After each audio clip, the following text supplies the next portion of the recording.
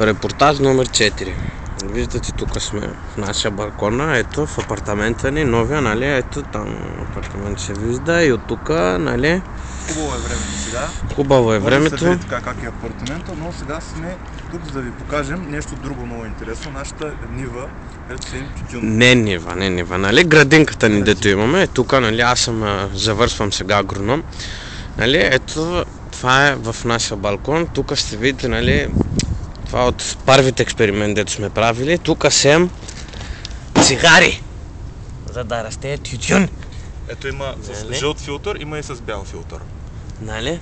Има Ориенталис, има Голден Вирджиния, има Малборо сме сяли тук, някакви други Ева, някакви без филтри. Ето виждате, нали? Вижте, нали, на това опитно нашето поле ще излезе тютюн. Значи ние сме го разделили на парцели. Единият парцел е за вносни цигари, които са за износ, да правим външна търговия с страните. Тук са местните цигари и тук вече са разделени на марки. Нали? Бяло боро, червено боро, Асос са там. Нали, българските тук е малко по-те, не?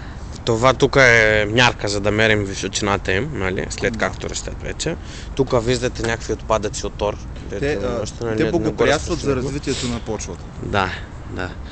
Всичко тук, гледате, ето нашия апартамент, нали, ето тук, вътре, нали, някакви там мачки, нали, дето дойдоха да ни посетят.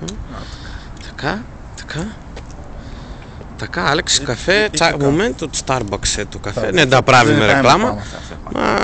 Да. И, опа, ясно, нали, това беше репортаж номер 4.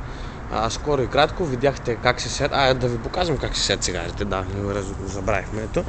Виждате, нали, как са цигарите така, ето правиш ги така, буташ ги вътре, нали, и ги сееш, нали, ето сяти са. И после за готови цигари. Да, готови излизат, нали. Забравихме и да споменем, че имаме не само цигари готови, които да ги откъснеш, направо късаш и пушиш.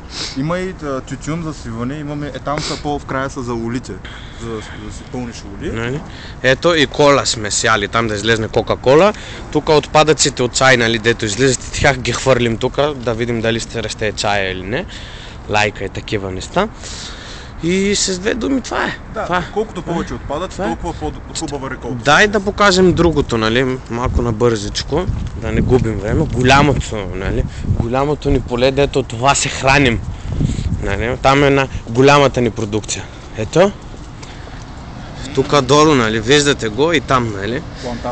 Плантацията, да, тук, нали. Нито Фармвил не ни хваща тук, виждате там как са сяти всичките, нали. Имаме ризища, имаме тук, домати, краставици, сняг тук, да, държим, за който му трябва.